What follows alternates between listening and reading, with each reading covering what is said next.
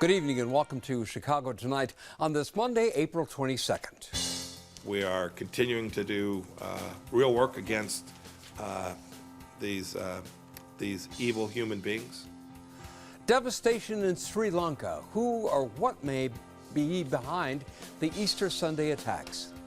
Looking at a proposed $19 billion mega development across Lakeshore Drive from Soldier Field, a transportation hub and high-rises. Is it a good plan? Meet the Southside developer whose job it is to make sure the communities around the planned Obama Presidential Center will benefit from its existence. How a local entrepreneur went from making hair care products in her kitchen to the shelves of more than 100,000 stores nationwide. One of only 74 living Medal of Honor recipients is here to tell us how he went from bullied kid to decorated serviceman. You walk into the room and it looks epic. And it is epic. The obsessive quest by one artist to document every single day of Barack Obama's presidency, resulting in nearly 3,000 paintings. We've used calories to keep score on diets for generations, but what if we've been getting it all wrong? And in tonight's viewer feedback, your thoughts about the fire at Notre Dame Cathedral. All that and more next on Chicago Tonight.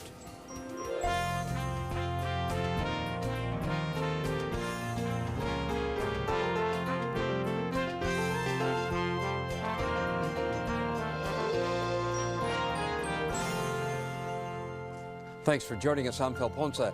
Another dispute involving the makers of the show Empire and Cook County. Brandis Friedman has that story and more of what's making news in Chicago tonight. Brandis. And Phil, the hit Fox show Empire is facing another challenge in Cook County. A lawsuit filed by two juvenile detainees in the Cook County Jail claimed they were locked up in segregation while jail officials closed portions of the facility to allow for filming of the hit TV show. The attorneys now want to make that a class action lawsuit, claiming that the rights of all the youth in the facility, more than 300, were violated when they were confined to their cells for 2 weeks during the 2015 filming. The suit claims the filming kept the detainees from attending class, outdoor recreation, and family visits. In court filings, the defendants, which include Cook County, say the plaintiffs' claims, quote, trivialize the concept of civil rights violations, and they say the juveniles still had access to the infirmary. For more on this story, head to our website.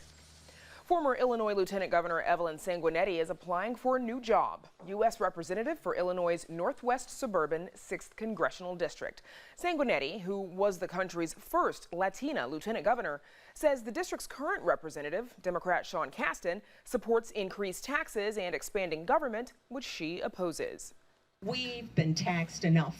We have one of the highest property tax burdens in the whole country. We're oftentimes competing with New Jersey, folks. Do you want to be competing with New Jersey? No. But it's people like Sean Casten and his tax-happy policies that are not working for us. In a statement, Casten's campaign manager says, compared to him, quote, Evelyn Sanguinetti has a very different record and set of priorities as a leader in Springfield that left Illinois without a budget for 2 years and resulted in endless gridlock and dysfunction. And fans of the popular produce market Stanley's will have to find another spot for fruits and vegetables. Customers and employees arrived at the store today to find the doors locked and a note taped in the window telling employees to pick up their paychecks Wednesday. The family-owned and operated market started in 1967 at the corner of Elston and North Avenues. Last year, owners put the property up for sale across the corner from the future Lincoln Yards development, but it hasn't sold. The 2-acre site remains on the market, and there is no answer by phone at the Stanley's store today. As for the weather, tonight scattered showers and breezy with a low near 53 degrees. Then tomorrow a chance of morning rain, then mostly sunny with a high near 60. Now, Phil, back to you. Thanks, Brandis. Yesterday, people around the world celebrated Easter while also grappling with bombings in Sri Lanka. At least 290 people died from a series of suicide bombings in churches and hotels. The majority of those attacks took place in the capital city of Colombo. How do the attacks compare to others from recent years? And is there any way telling who is responsible? Joining us to take up those questions is Robert Pape. He's professor of political science and director of the Chicago Project on Security and Threats at the University of Chicago. Pape is also the author of Dying to Win: The Strategic Logic of Suicide Terrorism and other books. And Robert Pape, welcome back to Chicago tonight. This is a moving target even as we speak. Summarize for us what is known at this point. What we know is that some group, attacked 6 main targets, 3 hotels where Westerners frequent, and 3 main churches in Sri Lanka in different parts of the country. We also know that as the police went in to arrest some suspects that they had, 2 other targets went off. So altogether, 8 things blew up, and there are 7 suicide bombers who killed themselves on these missions, this terrible mission to kill nearly 300 people. It's been 10 years since the Civil War in Sri Lanka ended. Remind us what the Civil War was about. The Civil War was about the Tamils, which are a small group, about 2 million people in the north and east of the country, wanting to separate from the rest of the, Sri Lanka. The Tamils are Hindus. Most of the rest of Sri Lanka are Sinhalese Buddhists, and so the two clashed. They did not get along, and the Tamils wanted to break apart. The Tamil Tigers became a suicide terrorist group. They launched the largest suicide terrorist campaign in the 80s and the 90s. For a time, they were the world's leader in suicide terrorism, even though they're not an Islamic group. They're actually a secular group. They're not even religious. And they were then crushed by the army of the Sinhalese. Is there anything to indicate that these recent bombings are an outgrowth of that conflict? No. First of all, the pattern of the attacks. So I studied every suicide attack by the Tamil Tigers. They are overwhelmingly against military targets and political targets. Of the 115 confirmed suicide attacks, only 6 are against civilian targets by the Tamil Tigers. Only 2 churches in that whole time were ever attacked. Only 6 people killed in that attack. So what you see here is a completely different pattern. You see a pattern that looks much more like ISIS. ISIS is famous for attacking Westerners, for attacking churches, doing this in countries around the world. Just completely different profile than the Tamil Tigers. So you're convinced this is not a local group acting on its own. You believe that this is part of something larger. What other things are indicative of that? Well, what's indicative of that is the timing. In the last month, ISIS has declared a campaign of vengeance. They are looking for blood because they've lost territory in Iraq and Syria. Western countries, the United States and other Westerners have participated in that campaign to defeat ISIS as a territorial entity, and we've been very successful. We've rolled the group back. They don't control hardly any territory in Iraq and Syria. And what ISIS has done is they've become a virtual entity. They've declared in the last month a campaign of vengeance. They've attacked targets in 9 different countries, and mostly in the Middle East and Africa, just in the last month. And it is possible that that campaign of vengeance is now continuing and expanding. You say that this reminds you of Al-Qaeda in the 2000s. What are some of the similarities in your mind? In the fall of 2001, we went into Afghanistan and we knocked Al-Qaeda, bin Laden, and 300 or 400 other Al-Qaeda operatives out of Afghanistan, and they fled. We thought the group was done. We didn't think something would come next, and we were surprised. In 2002, 3, and 4, Al-Qaeda launched 15 suicide attacks in different countries around the world against Westerners, mostly in hotels and also in churches. And what they were doing was getting revenge. They were getting revenge against the West by killing civilians from the West of the countries that had kicked them out of Afghanistan. What we see today in Sri Lanka looks ominously similar, and we have to be concerned. We don't have to be sure, we don't have to panic and be overly concerned, but we have to be aware that ISIS really is not behind us yet. There are thousands of fighters who fled into Iraq and Syria to fight for ISIS who are now going back to their home areas. this could be dangerous for some time to come. The country's health minister called this a new type of terrorism. Do you agree with him? It's a new type for Sri Lanka. So Sri Lanka really has not had experience in what looked like Paris. So what the attack that Sri Lanka just experienced looks a lot like the Paris attack in November 2015. Multiple suicide bombers going against multiple targets, all detonating within 30 minutes of each other. That's not something that Sri Lanka has experienced before. The Tamils were attacking mostly military bases or political targets. This attack against civilians is another ballgame. Robert Pape, thank you so much. We very much appreciate it. Thank you.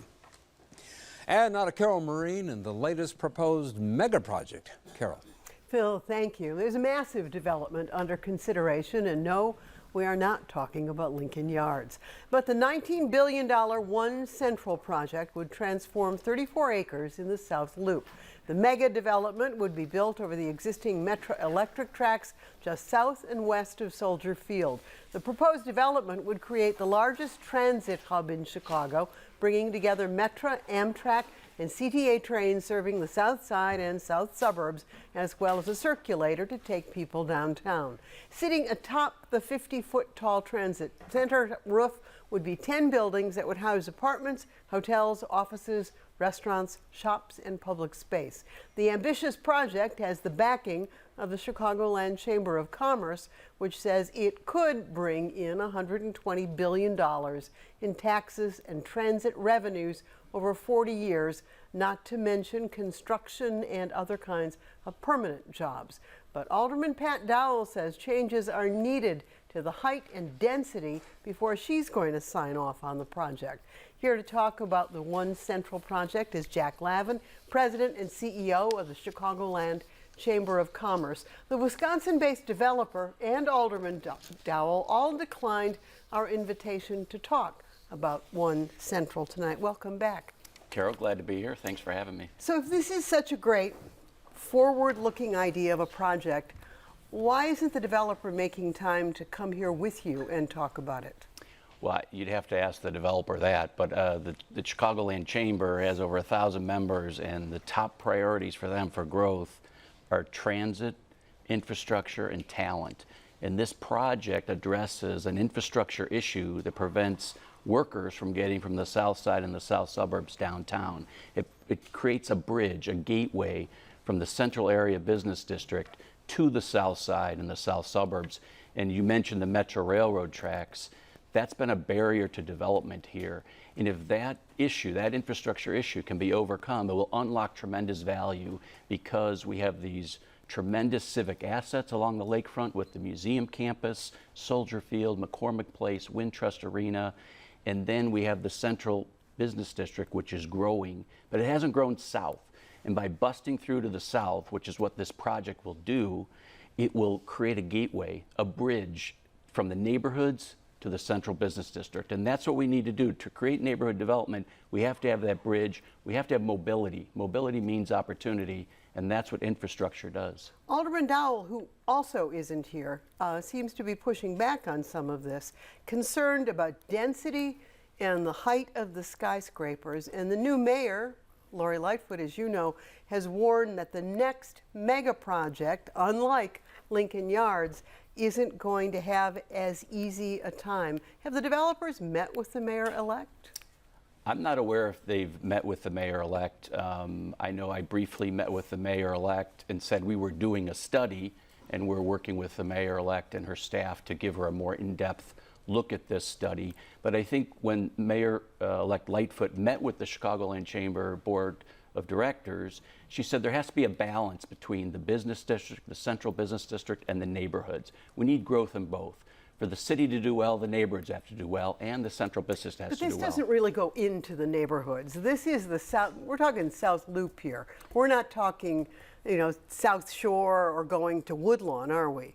Well, no, but what we are talking about is there's been a barrier for people to get from the south side and the south suburbs to the central business district. And if you look in our study, it shows when there's a 45-minute commute, that is when people start looking for jobs. And this creates an easier commute It expands the area to the south side and the south suburbs that people can commute, and that creates opportunity. You can't tell businesses locate in that neighborhood, but if you create mobility and infrastructure that gets workers to their company, to where they're locating, that creates opportunity. And this unlocks value. This 34-acre tract of land right now produces $23,000 in tax revenue. When this project's complete over the next 40 years, there'll be $120 billion of tax revenue. That's tremendous opportunity. And it also makes sure the long-term, our museum campus, McCormick Place, Wintrust Arena, Soldier Field can produce economic opportunity. Unless the skyscrapers are so high that they block the view of the lake, unless the details of this are such that they're not as advantageous as we think. What the Tribune wrote about this project was it's pretty shy on details. So when does the public get a look at that? That's a good question. It's early in the process. The developer has met with Alderman Dowell and with the community. They had 600 people come out to the community meeting. A lot of issues were brought up, both good and challenges. And the developer has said, we're early on, we want to address these issues, and that's partly why we're here early to get that into the planning. But I think you can smartly invest in infrastructure, and if you do that, you can create opportunity, But and that's what this project does. Often taxpayers are the ones who pay for the infrastructure. There will be no TIF money involved in this, is that correct? That's correct. The developer has said no TIF. That's a guarantee? I can't speak for the developer. That's what the developer has said. And in terms of infrastructure, often it's taxpayers who build the roads, build the bridges, supply the water lines, all of that. That will be the taxpayers paying for that?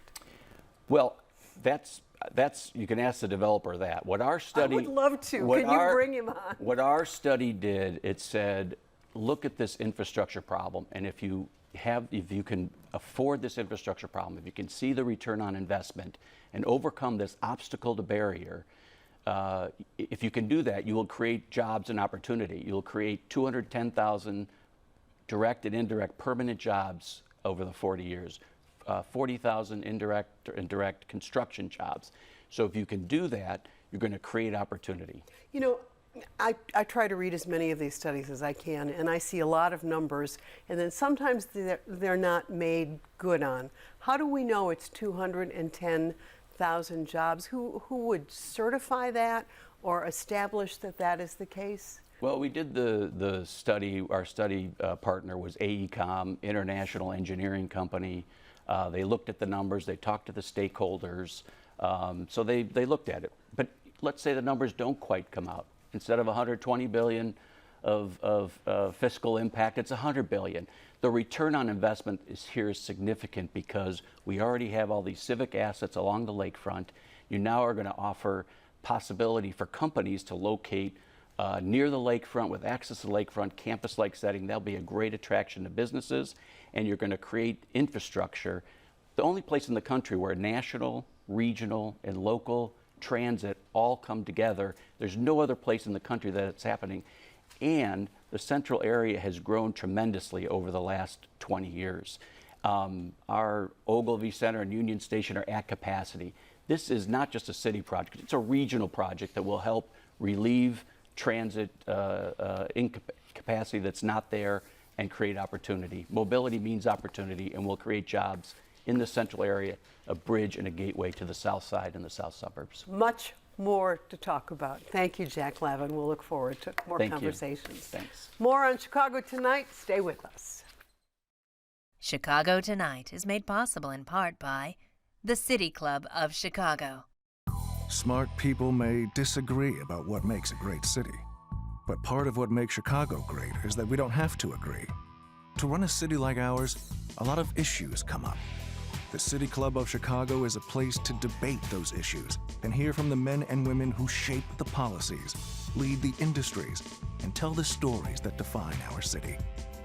For the free and open exchange of ideas, the City Club of Chicago. Still to come on Chicago Tonight, Chicago's tradition of launching African-American hair care companies is still growing strong. The author of the new book tells us how he came to be awarded one of the country's top military honors. 2,922 paintings of Barack Obama, one for each day of his presidency. Meet the artist who said, "Yes, we can." Weight loss is as simple as burning more calories than you eat, right? New research says it may not be that simple. And in viewer feedback, you sing the praises of this 102-year-old piano dynamo. But first, Southside resident and developer Guion Foreman wants to ensure that the Obama Presidential Center spurs neighborhood regeneration. Earlier this month, Foreman was named the first CEO of the Emerald South Economic Development Collaborative, which aims to foster investment and development that benefits all residents and business owners on the South Side, but especially in Woodlawn, Washington Park, and South Shore. And joining us now is Guion Foreman, and prior to taking up his new position, Foreman was executive director of the Greater Southwest Development Corporation. He was also picked by Mayor Rahm Emanuel to lead the Chicago Police Board after Lori Lightfoot stepped down to run for mayor. And welcome to Chicago Tonight, Mr. Foreman. First of all, as I mentioned, you've been named CEO of this new entity called the Emerald South Economic Development Collaborative. What is that exactly? Emerald South, as we call it for short, it's a long name. It's an economic development collaborative focused on the three communities that you mentioned, Woodlawn, Washington Park, and South Shore, with three primary focus areas: commercial corridor development, workforce development, and housing. So are you pushing to ensure that local businesses and community members get jobs when the Obama Presidential Center is built, or does this go beyond that? I think it goes beyond that. I think we're thinking about the ecosystem of these communities as a region. We're thinking about the ecosystem of the South Side as well as the ecosystem of the city and where our communities play a role in that. So yes, for sure, the Obama Center, it's an incredible opportunity. It's going to bring 700,000 people to the South Side every year. It's going to create permanent and temporary jobs. We want to make sure that there's some real opportunity for our community. And from a community perspective, our collaborative is working with organizations that already exist in the community to try to help them be stronger. If you remember old commercial from BASF, we don't make things, we make things better. There are plenty of organizations in the community that are doing such great work, and we want to see how can we work with them, how can we use our collaborative efforts to make our community better. So what exactly, you mentioned three areas. What are the kinds of physical changes that you'd like to see in the area as a result of the work that you do? Sure. I mean, I think that obviously we have a lot of vacant land. And we would like to see some of that land developed. We would like to see vibrant stores again, vibrant parks. If you think about it, Bronzeville, Washington Park, Woodlawn were areas that at one point, maybe in my grandmother's day, these were live areas, lots of commerce, transit, and it was the place to be. And that fell off. As you know, some people in the community want the Obama Center the Obama Foundation to enter into a community benefits agreement where some of these issues would be addressed: jobs, housing, economic development. What's wrong with the CBA? I don't think that there's anything wrong with the CBA. I think some groups want it, some groups don't want it. I think that what we do have in common, you know, in the communities is that we want opportunity. Right? We want an opportunity. We do not want to be left out of the conversation. We've seen it before where, oh, maybe we'll get the Olympics. We don't get the Olympics. We want to participate in the economy of Chicago. We want safe neighborhoods, just like your neighborhood. We want it. If 700,000 people a year come visit the Obama Center and they go visit the center and leave, then we've failed. I want you to come visit Miss Lee's restaurant or Miss Biscuit's restaurant. There is, as you know, currently a federal lawsuit pending that could determine whether the Obama Presidential Center goes into Jackson Park at all. As an early supporter of the center, what do you say to people who are still fighting to keep it out of Jackson Park? Yeah, I think we have to really be honest with ourselves and ask the questions of why do we want to keep it out of Jackson Park, right? I think that in our communities, we see it as a huge opportunity. We're planning for it to be there, but we're planning for growth any way it goes, right? We don't have a plan B. Our plan B is to make sure that our community is a healthy community, a vibrant community, a safe community, a place where anyone would want to raise their kids. As you know, some members of the community, some residents think that see potentially negative things happening to them in terms of what would flow from the location of the Obama Presidential Center. Rising rents, gentrification, displacement, and so forth. How do you respond to those fears? Yeah, I mean, I think that in our communities, we are used to things being done to us, not us doing things along with the powers that be. And so it's a fear, whether it's a real or perceived fear. And so I think the good news is that we have the enough runway to study what's happened in other communities in Chicago, around the country, and around the world, to plan for it, to plan a situation where we have the community that we really want, right? And, you know, I use an example all the time of if you've ever been to New Orleans and had gumbo before, right? A sausage soup might be okay, but once you add some shrimp and some roux to it and some okra, you have a delicious meal. And so I'm looking forward to hearing those voices from the community, the business community, our major anchors in the community, to define what our community is going to be. How are you going to go about that? How are you going to go about deciding or listening to what it is that people think should be a priority? Yeah, you know, community is not homogenous. Washington Park is not one body that thinks of it in South Shore. And, you know, for all of these communities, the same thing. I grew up in these communities. I'm a public school kid. I grew up playing basketball at the Y on 71st Street and hanging out at what we now call the South Shore Cultural Center. It was the country club when I grew up. And so I know the people in the community. We want to work with local block clubs to expand that so we can get a real authentic voice of what the community is saying, what they really want. We have economists at the University of Chicago who figure out monetary and fiscal policy for the world. I think that we should be able to figure out 63rd Street. And so we want to work with all of the players in the community to really get a good feeling for what will work in our community and what will make everyone happy. And I think that we can find that answer. In the closing minute of our conversation, let's switch gears, because you also are president of the Chicago Police Board, and you took over from Mayor-elect Lori Lightfoot when she decided to run for office. Have you had any conversations with the mayor-elect about since the election? Yes, yeah. I went on the night when she won, and it's congratulations. I told her when I accepted the new position, she was very excited and said that she was looking forward to working with us. So do you expect to continue in that role?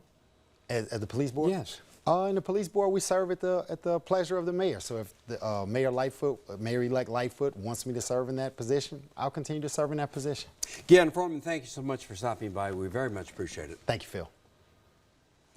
A new documentary airing tomorrow night here on WTTW unpacks the entrepreneurial spirit of African Americans. It's called Boss, the Black Experience in Business. Tonight we take a look at one local business in particular. After a tragic loss, an Indiana mother went from demonstrating hair care products on social media to selling millions of dollars worth on store shelves. Brandis Friedman has the story. From her office in Indiana, Monique Rodriguez is in the pink, almost literally. And pink has always been my favorite color. My room has been pink ever since I was a little girl. My suitcase is pink, my luggage is pink, my girls' rooms is pink. It's the signature color of her organic hair care company, Mael Organics. Mael started in 2014 with one product to now we have 46 products. We are in over 100,000 retail stores. But Monique didn't take the typical route to get here. In fact, she started out as a nurse. It wasn't my dream to become a nurse, and I wanted to be a business owner growing up. I knew that I wanted to just have my own. I wanted to be independent. Even as a child, she had an interest in hair and beauty. You know, I used to beg my mom all the time to take me to like model castings and model calls because I always wanted to model for like different hair care companies. And she felt that that wasn't a career that I can do. She was encouraged to pursue what was considered a more stable career. And she did, until tragedy struck. Pregnant with her third child, Monique and her husband suffered the nightmare no parent wants. I had a uterine rupture at 8 months pregnant, and my son, unfortunately, he was born brain dead. While searching for meaning, Monique began pursuing her true passion. I would pull different ingredients out of the cabinet at home, make little concoctions at home, and I would post step by step of how I mix this product together. I would blend it up, I would put it on my hair, and just talk about it on social media. But then the response was overwhelming of women wanting to buy my product, and I said, okay, there was my aha moment. The light bulb went off like ding, ding, ding. soon Monique launched Mael Organics, first online before expanding here to national beauty supply chain Sally, before expanding to even more nationwide stores. Even Sally says several other small African-American owned beauty companies like Mael have gotten their start on these shelves. Hair for Black women is a part of our beauty regimen. Toya Mitchell, an analyst at market research firm Mintel, says Black women's hair care is a massive business, spending $2.5 billion a year on product alone.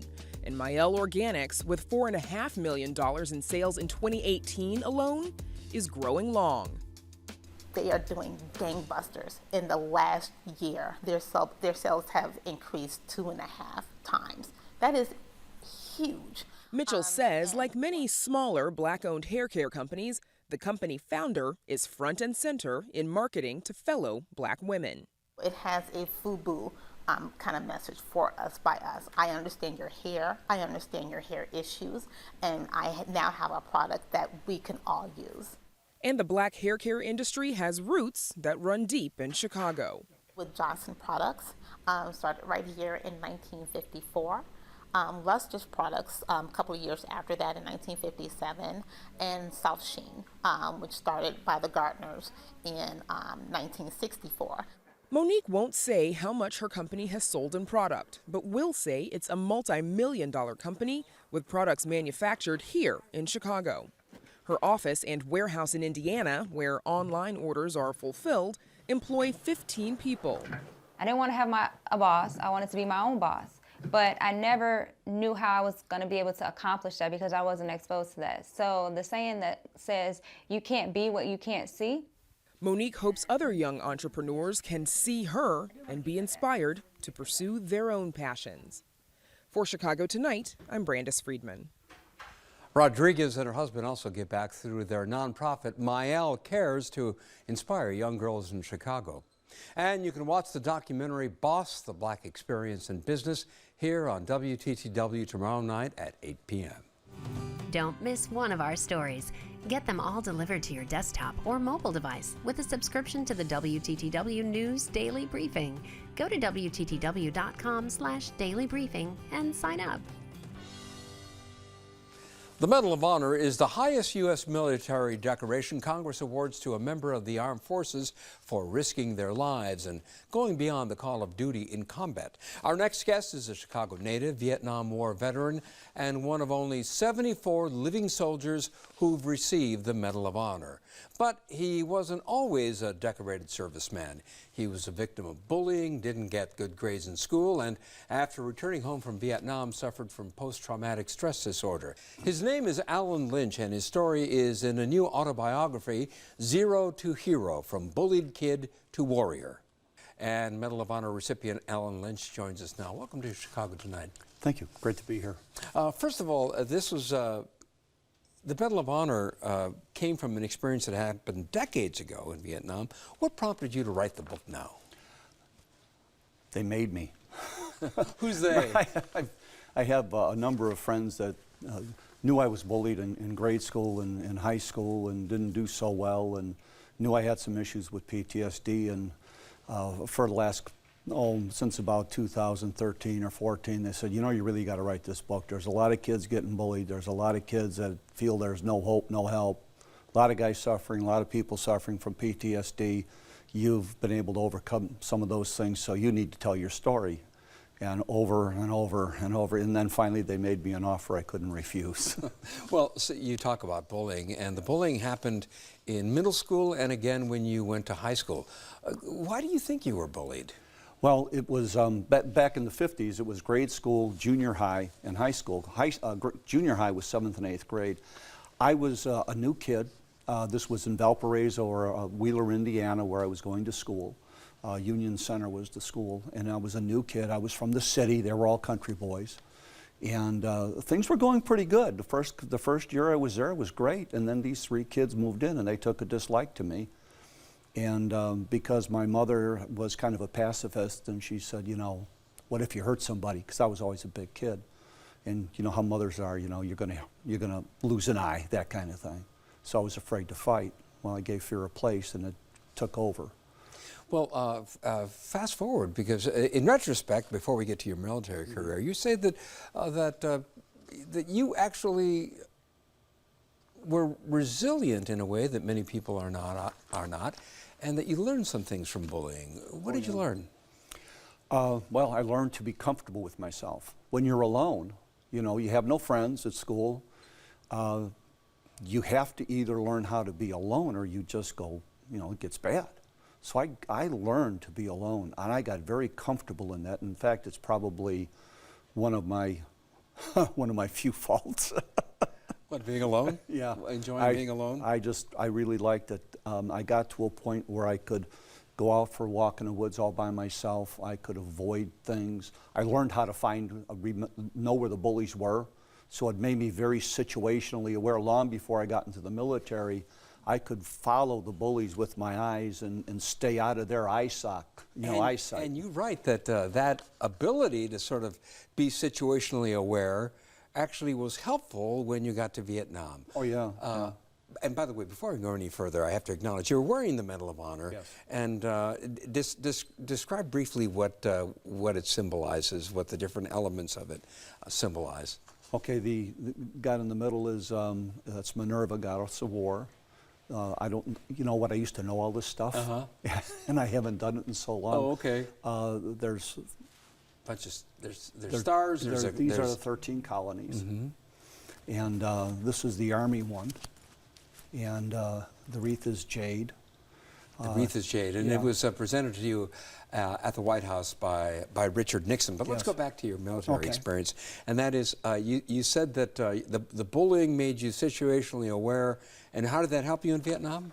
You know, you just become aware of what's going on around you, and you become sensitive to things that shouldn't be. Like, there's no straight lines in nature. So if you see a straight line and you're walking in the jungle, you know that's not probably a good thing. You know, I can see things. You know, I can see when I'm driving down the road, as an example, even now at 73, years old, I can see a deer way off in the distance that my mother, what's that? It's just being in tuned, I guess, is a good way to put it. You're in tune to what's going on. Let's fast forward to that time in December of 1967, the moment for which you received the Medal of Honor. You saved 3 comrades in open fire. You pulled them from the field when they were wounded and into a trench where you waited with them for hours. You refused to leave them. And what went through your mind as you were going through that experience of being with these 3 injured men that you had pulled into a trench for safety? I just wanted to be alive. I really wanted to get out of there. I couldn't leave. It's not the way I was raised. But you said you wanted to leave. Desperately. I wanted to be out of there so bad. I just really wanted to, be safe. You wanted to personally just take off and get out of that trench. If I could have figured a way to get us out of there by levitation, I would have done it. I mean, we were getting shot at by the enemy, and then they called in artillery on us and jet strikes, and my ears, still ring from the jet strikes and all that. But I was raised by a mom and dad and a grandmother and grandfather that talked and lived, sacrificed me. My dad would work 3 jobs to keep food on the table. She would say, food on the table, clothes on your back, and a roof over your head. My mother was one of these that took in laundry and, helped neighbors that were sick. And so this is how I was raised. So when I did what I did, it was because of the upbringing that I had. I mean, I had aunts and uncles and grandmother and grandfather and all of that they were just giving and sacrificing people. And so that's what you do. And so, to make a long story short, you were able to then move those men to a safe spot, and they all survived. After Vietnam, you suffered from PTSD. How did you overcome that? It was a long time. I was kind of like a man drowning in knee-deep water. The answer was right there in front of me for years. My mother-in-law, who I love dearly, others, not self. Focus on other people. When I was going through a lot of my stuff, it was all about me. It was my feelings, my dreams, my intrusive thoughts, my suicidal ideation, my this, my that, my the other thing. What PTSD does to us is it makes us focus totally inward. But when we focus out, caring about my mother-in-law, well, my wife, as she was going to take care of my mother-in-law the last few months of her life, my dad when he got terminal lung cancer, and going out to visit my mom and to give her a break from my dad and thinking about them. Then when my mother had a stroke, going out to Indiana like every weekend to see her, and going after work and all of this, I was focused on her. And when all of that was going on, my symptoms diminished. And so it was just like an epiphany. It was after my mom passed away, and I realized that, gee, I wasn't having issues with this.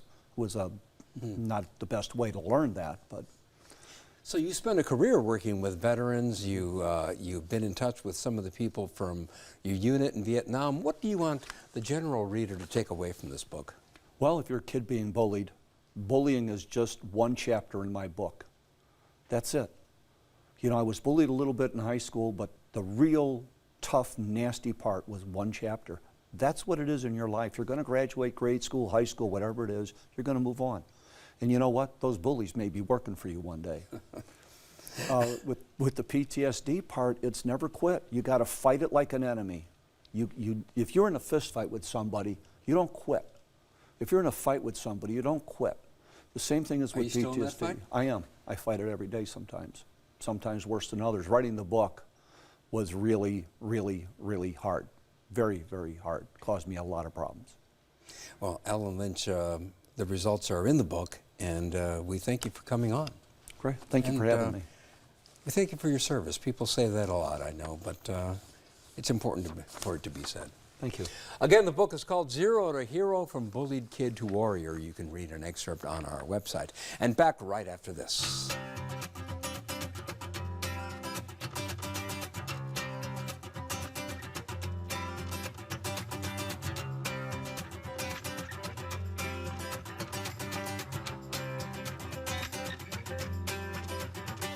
Less than 1 mile from the site of the future Barack Obama Presidential Center, an epic tribute to the 44th president has just been installed.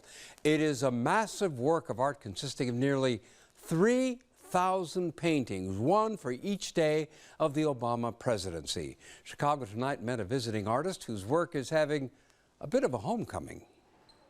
It is monumental and presidential. In November 2008, an artist found inspiration when Barack Obama won the historic election.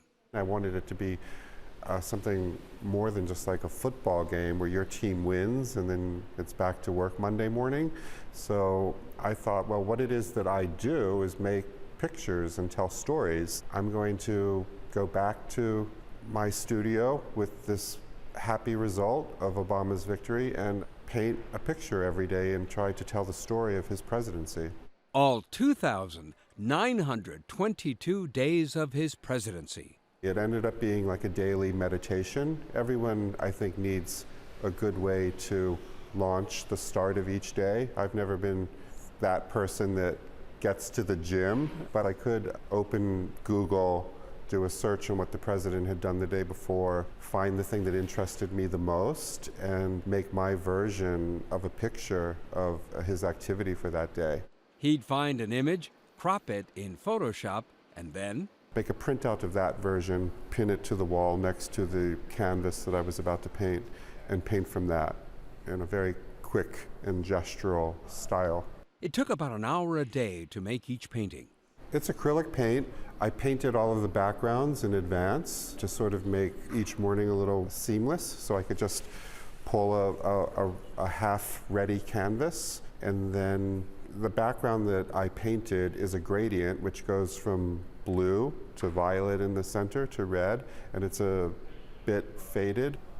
I come from Washington, D.C., so I grew up with this notion or understanding of what a monument could be, and all of the different styles of monuments that are part of the public landscape. So when I thought about this project, I knew that I wanted it to be a monument to the presidency, and so I thought about those elements of monuments that I thought worked well and that I wanted to bring to this.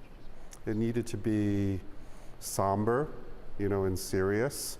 I knew that I was going to be using canvas and paint and not chiseled marble, but I did want it to have that feeling of permanence like a marble has. And I thought that if I take the highly chromatic red, white, and blue of the American flag and dull it a bit, it might have that feeling of stone. Hundreds of paintings are hung on the walls of the Stony Island Arts Bank. Over 2,000 others are shelved and can be easily viewed by visitors. The Stony Island Arts Bank is a space that celebrates Black achievement and pays respects to the trauma the Black community has faced throughout American history. Here we have collections that are meant to uplift the South Side community and also uplift all travelers who come to the Arts Bank. The artist has never met the subject of his paintings. He's just happy his prodigious collection of presidential paintings has a temporary home in Mr. Obama's neighborhood. So far, it's been shown in New York City, where I work and live, and in Detroit, and now this is the third time that it's been shown. And it just makes such poetic sense to me for it to be here. It's really compelling and inspirational work. It would be very great if President Obama and his family can come visit us. The Obama paintings are at the Stony Island Arts Bank through August. The Arts Bank is open Friday through Sunday, noon to 6 p.m., and there is much more to see on our website. Want to know how many calories are in a slice of cheese pizza, a cup of black beans, or 7 almonds? Ask a person who's trying to lose weight, and they probably haven't memorized. That's because it's long been understood that losing weight is a matter of burning more calories than you eat.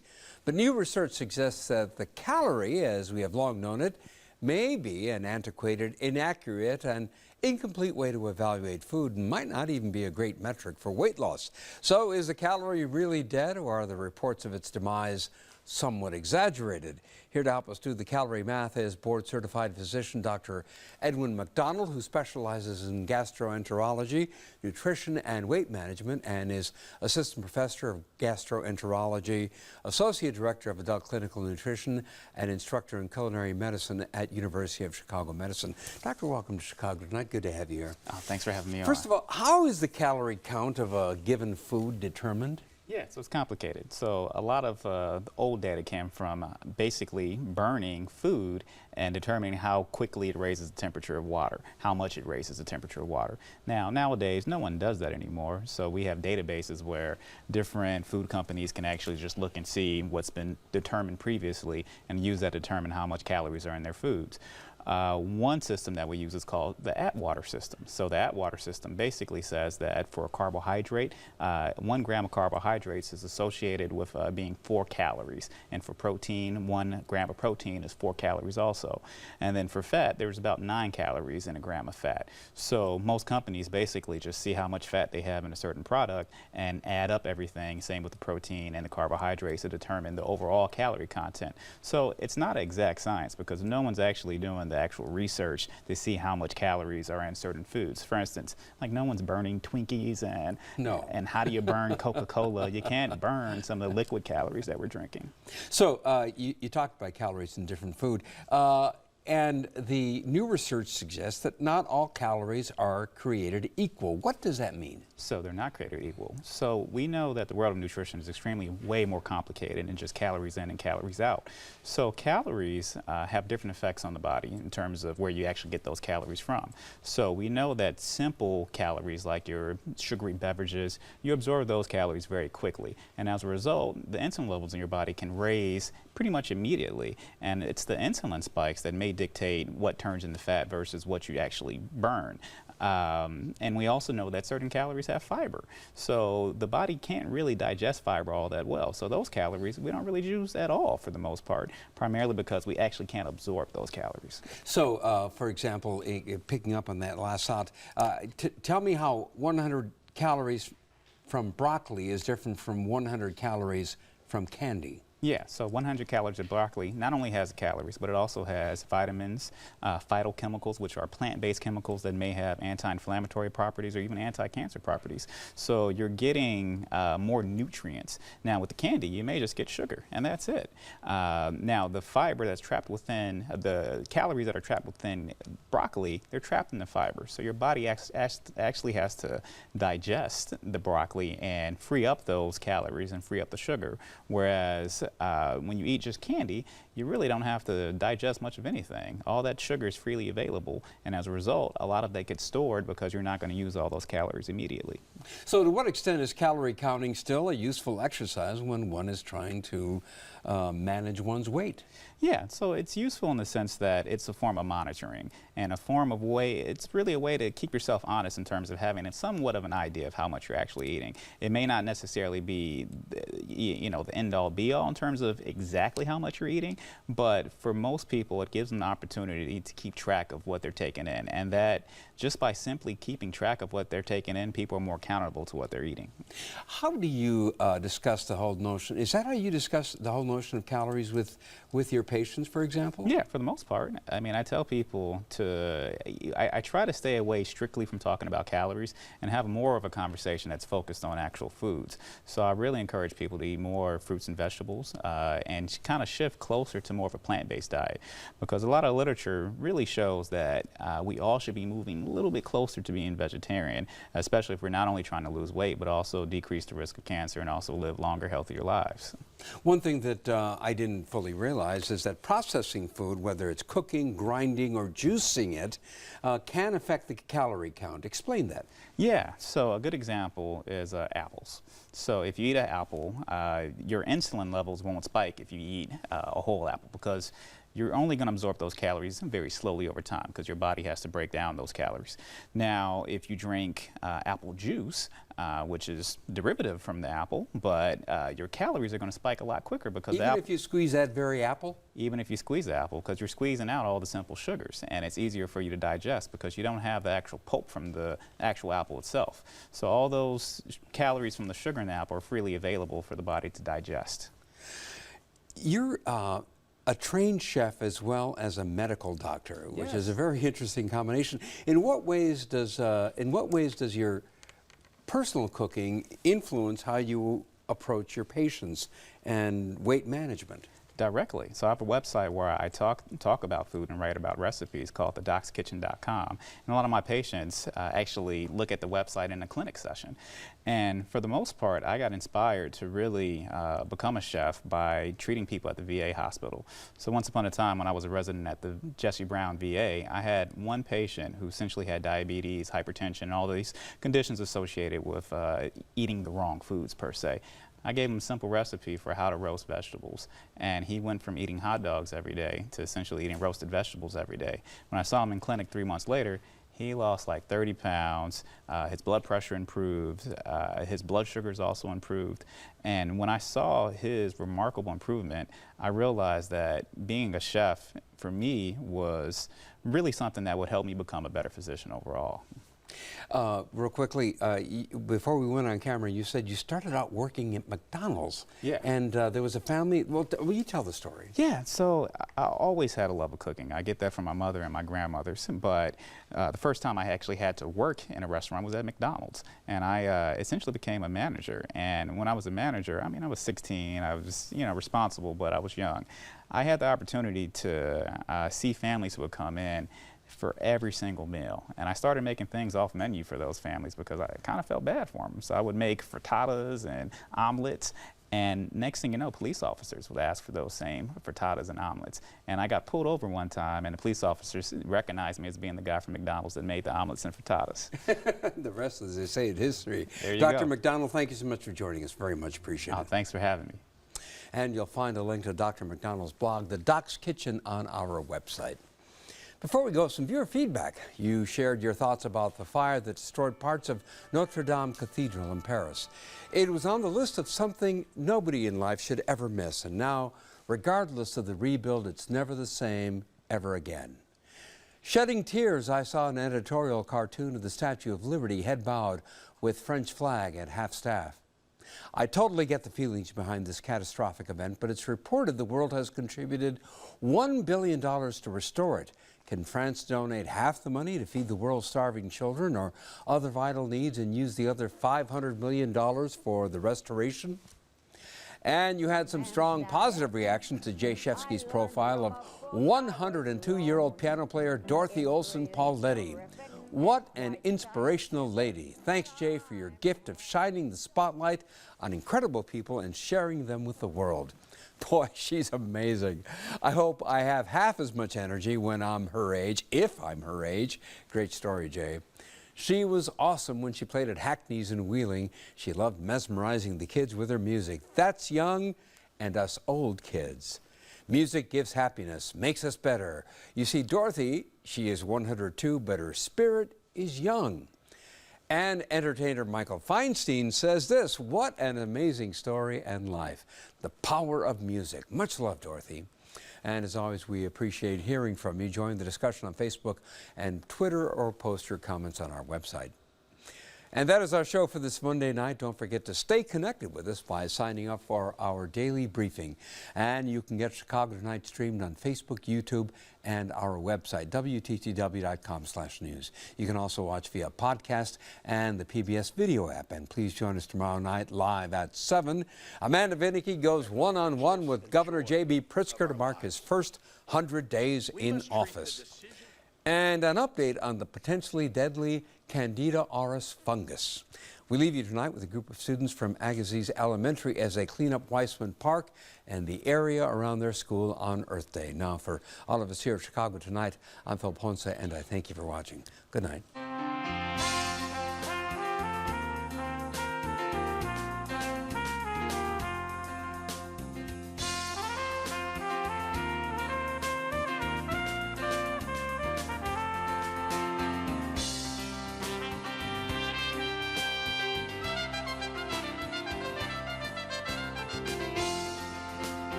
Closed captioning is made possible by Robert A. Clifford and Clifford Law Offices, proud sponsors of the 25th Annual Clifford Symposium on Tort Law and Social Policy, held at DePaul University College of Law, April 25th and 26th.